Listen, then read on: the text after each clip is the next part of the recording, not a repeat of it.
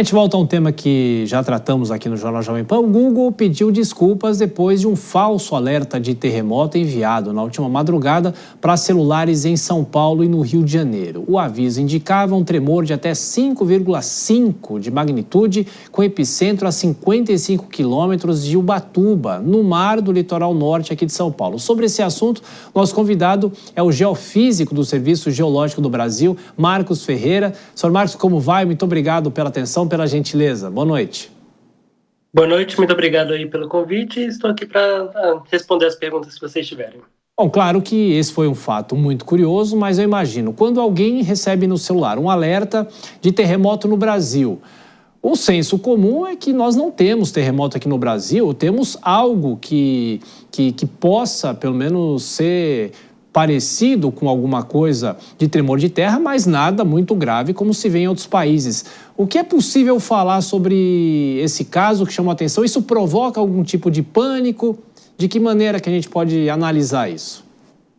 Bom, vamos lá. No Brasil existem sim terremotos, a sua maioria é de magnitudes baixas, então tem pouca intensidade, vibra pouco, causa poucos danos. Já ocorreram eventos no nosso histórico desse nível de magnitude, mas são eventos mais raros dentro do nosso território quando você compara com outros locais como Chile, Japão, os Himalaias, outras regiões onde são muito mais afetadas. E sim, um evento desse, quando uma pessoa recebe uma notificação, especialmente num local como o Brasil, que você não tem eventos tão fortes e este tipo de sinalização não é tão comum, acaba causando um certo desconforto, uma certa preocupação pelas pessoas que recebem esse tipo de aviso. E pessoalmente, como um especialista, o que pode ter acontecido? Por que isso efetivamente foi feito? Por que houve o alerta? Talvez por alguma coisa que possa ter sido algum tipo de tremor de terra, a gente falou inclusive no litoral norte aqui de São Paulo, ou foi algum erro de tecnologia? Inclusive a Defesa Civil chegou a ser alertada ou procurada para saber efetivamente o que aconteceu. O que já se sabe? Bom, no Brasil nós temos uma rede sísmica de monitoramento que é constituída pela rede sismográfica. Então, usando esses equipamentos, são sensores especializados para esse tipo de situação, nós conseguimos saber que realmente não teve nenhum tipo de evento naquele local. Com relação ao que o Google usa, ele usa os acelerômetros dos celulares. Então, às vezes, algum tipo de mal calibração ou uma classificação automática pode ter soltado esse alerta. Toda vez que um evento é detectado automaticamente, ele só é validado depois de um especialista ter olhado, justamente para poder evitar esse tipo de falso alarme, que é o que geralmente os sistemas fazem ao redor do mundo. Então, algum tipo de falta de calibração ou uma detecção automática sem ter sido revisada pode ter gerado esse alerta pelo sistema do Google. E para esclarecer a nossa audiência, qual o tipo de alerta que deve ser levado em conta nessa discussão sobre um tremor de terra? Porque aí se fala em 5,5, esse é um índice impossível de ser registrado aqui no Brasil. Qual é o alerta que deve ser realmente ser levado em conta, o que as pessoas devem fazer ou não? Bom, esse tipo de evento nessa magnitude já ocorreu no passado no Brasil, há mais de 50 anos, por exemplo, na região ali do Mato Grosso, você já teve eventos desse nível de magnitude, mas ocorreu na década de 50, 1955, por exemplo. Então, dentro dessa magnitude, é esperado que possa ocorrer eventos desse tipo.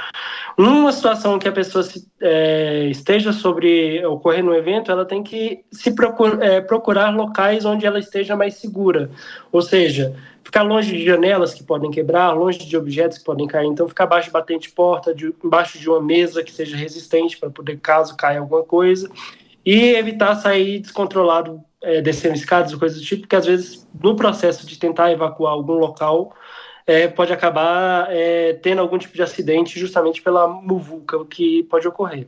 Então é buscar, espera passar o evento e depois busca danos e aí, se for o caso, sai para a rua e aí espera.